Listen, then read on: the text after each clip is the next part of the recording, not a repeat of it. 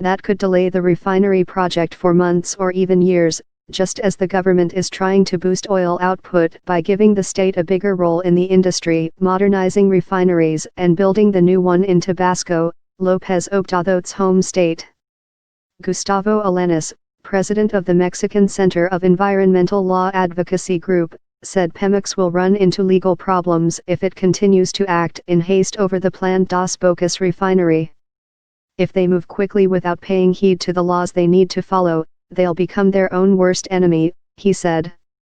The government has said it plans to tender for the construction of the $8 billion refinery in March and finish building it in 3 years.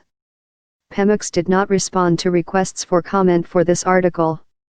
Hawks, wildcats. The land, near the town of Paraiso, where the new refinery is planned, was planted with coconut and citrus fruit in the 1970s and expropriated by Pemex. But the company never used the terrain, and tropical woodland and wildlife took over.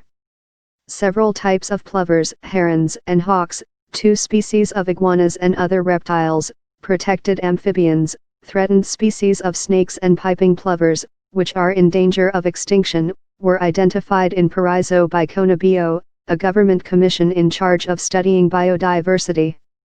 The land was so rich in wildlife about a decade ago that a group of Pemex executives proposed that it be declared a private nature reserve to prevent future building there, company sources said. A study by a government institute several years ago concluded Paraiso was a risky location for a refinery because of the biodiversity found there. But satellite pictures taken in November and obtained from CONABIO show a wide belt of mangrove across the terrain has now been cut down, leaving a smaller perimeter of forest. Paraiso's oyster fishermen fear the refinery might harm the Macoacan lagoon just a few miles from the refinery site, and their main source of subsistence for several generations.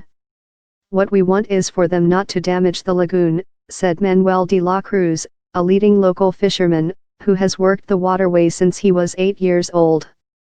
He said he delivered a document to Lopez Obradors in December saying fishermen want more than just crumbs of government support. Struggling oil company Lopez Obradors has not commented on ASEA's January's ruling about the clearing of the land. In its ruling, the environmental regulator also ordered the replanting of a larger mangrove area, whose location is yet to be determined, and the launching of a wildlife preservation program. Mexico's energy minister, Rocío Nale, initially said the mangrove had not been touched at the Paraiso site. She said in November the municipal and state government had given permits to clean the terrain. Only ASEA can give the permits needed for Pemex to build an industrial project on the site. The potential delay to the refinery comes at a crucial time for Pemex. Last week, the government announced a $3.9 billion bailout to stave off a threatened loss of the company's investment-grade credit rating. Ratings agencies say Lopez Obradors' plans to overhaul Pemex put fresh strain on its already problematic finances. Ratings agency Fitch says Pemex is insolvent. Click on to see related photo essay.